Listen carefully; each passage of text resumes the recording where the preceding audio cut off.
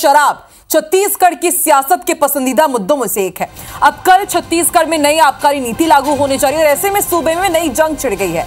कांग्रेस शराब के रेट में कटौती और शराब बिक्री को लेकर प्रदेश सरकार को आड़े हाथों ले रही है, जमकर निशाना साध रही। तो वहीं बीजेपी भूपेश बघेल सरकार को उनकी शराब नीति याद दिला रही है, आईना दिखाने से पीछे नहीं हट रही है। तो छत्तीसगढ़ में नई आबकारी नीति पर कैसे संग्राम छिड़ा हुआ है, देखते हैं स्पेशल रिपोर्ट पर।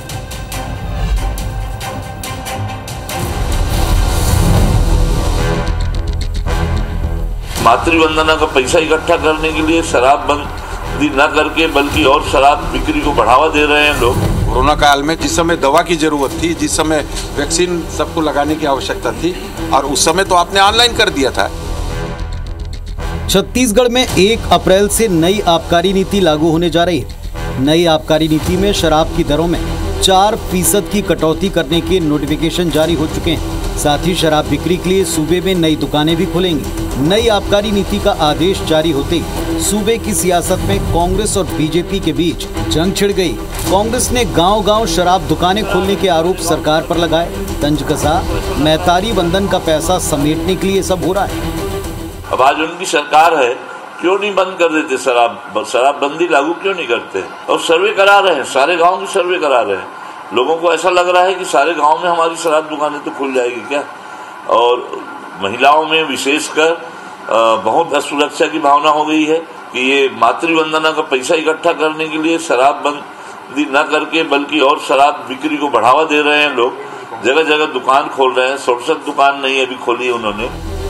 कांग्रेस ने नई आबकारी नीति के बहाने बीजेपी को घेरा तो बीजेपी ने पलटवार में देर न की और कांग्रेस को भूपेश सरकार के वक्त कोविड काल में घर पर शराब की डिलीवरी की याद दिलाई। कोरोना काल में जब प्रधानमंत्री जी सारे देश में हर परिवार को 2-2, 3-3 अपना वैक्सीन दे रहे थे, तब आपने क्या किया?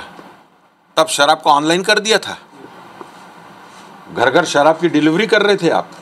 जिस समय दवा की जरूरत थी, जिस समय वैक्सीन सबको लगाने की आवश्यकता थी, और उस समय तो आपने ऑनलाइन कर दिया था। इसलिए आपको इनको कहने का कोई अधिकार नहीं है।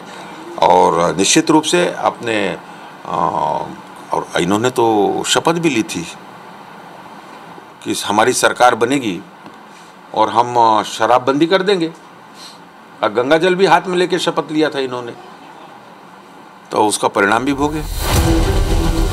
छत्तीसगढ़ में धान और नक्सलवाद के बाद अगर तीसरा सबसे गंभीर मुद्दा है तो वो है शराबबंदी का। यही वजह है कि अक्सर शराब के मुद्दे पर कांग्रेस बीजेपी के बीच भिड़ंत होती रही है, लेकिन कभी शराबबंदी को लेकर कांग्रेस को घेरने वाली बीजेपी इन दिनों शराब की नई नीति को लेकर खुद घिरती नजर आई है।